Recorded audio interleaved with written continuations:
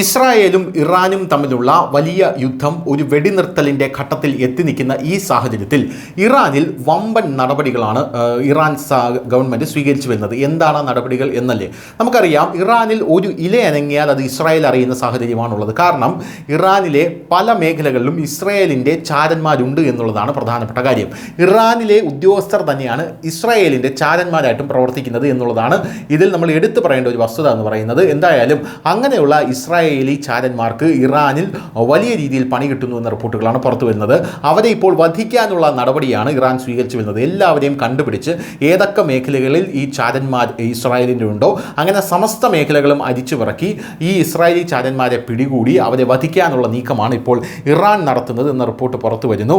എന്തായാലും മാധ്യമ റിപ്പോർട്ടുകൾ പ്രകാരം കൊലപാതക ഗൂഢാലോചനയിൽ ഇറാനിലേക്ക് ആയുധങ്ങൾ കൊണ്ടുവരാൻ ശ്രമിച്ചതിന് ഇദ്രീസ് അലി, ആസാദ് ഷോയബ്, റസൂൽ അഹമ്മദ് റസൂൽ എന്നിവർക്ക് ശിക്ഷ വിധിച്ചിരിക്കുകയാണ്. ഈ വിഷയത്തിൽ അവർക്കെതിരെ കേസ് രജിസ്റ്റർ ചെയ്തു. ഇന്ന് രാവിലെ ഉർമിയ നഗരത്തിൽ വെച്ച് ഇവരെ തൂക്കിലേറ്റിയതായിട്ടുള്ള റിപ്പോർട്ട് പുറത്തു വരുന്നു. 3 പേരും ഇസ്രായേലിൻ്റെ ചാരന്മാരായിരുന്നു.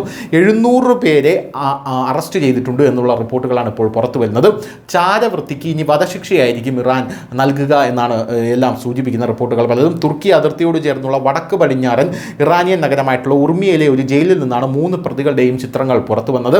ഇസ്രായേലിനും മറ്റ് വിദേശ രഹസ്യാന്വേഷണ ഏജൻസികൾക്കും വേണ്ടി ചാരപ്പണി നടത്തിയെന്ന് സംശയിക്കുന്ന ആളുകളെ ഇറാൻ പതിവായി അറസ്റ്റ് ചെയ്യുകയും വധശിക്ഷയ്ക്ക് വിധേയരാക്കുകയും ചെയ്യാറുണ്ട്.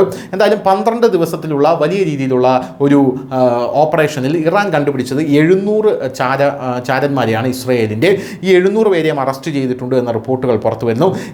ഇറാനിലെ പ്രാദേശിക മാധ്യമ ഏജൻസിയാണ് ഈ വിവരം നൽകിയത്. ഇസ്രായേൽ രഹസ്യാന്വേഷണ ഏജൻസിയായിട്ടുള്ള മൊസാദുമായി ബന്ധമുണ്ടെന്നും രഹസ്യ വിവരങ്ങൾ നൽകിയെന്നും സൈനിക താവളങ്ങൾ രക്ഷപ്പെടാൻ സഹായിച്ചെന്നും ഇവരെല്ലാം ആരോപിക്കുന്നുണ്ട്.